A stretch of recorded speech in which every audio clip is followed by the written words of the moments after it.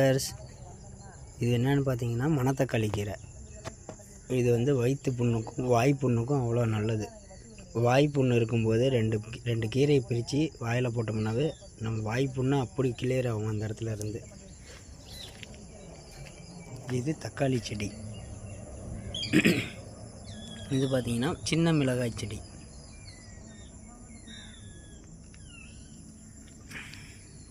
அப்படியே வாங்க அடுத்து பார்க்கலாம். இது பார்த்திங்கன்னா பலாமரம். கிட்டத்தட்ட இது ஒரு 5 வருஷமாக வச்சுருக்கிறேன். இப்போ தான் பார்த்திங்கன்னா இந்த உயரம் வந்திருக்குது. 5 வருஷத்தில் இன்ன வரைக்கும் ஒரு தாறு கூட விடலை. நடுவில் ஒரே ஒரு குருவி கூடு மட்டும்தான் வச்சுருக்குது. இந்த அதே 5 வருஷம்தான் எனக்கு தெரிஞ்சு வீடு கட்டி 5 வருஷத்துக்கு மேலே ஆகுது. இப்போ தான் முத இதில் வாழைக்கண்ணில் தார் விட்ருக்கு. இந்த மாதிரிலாம்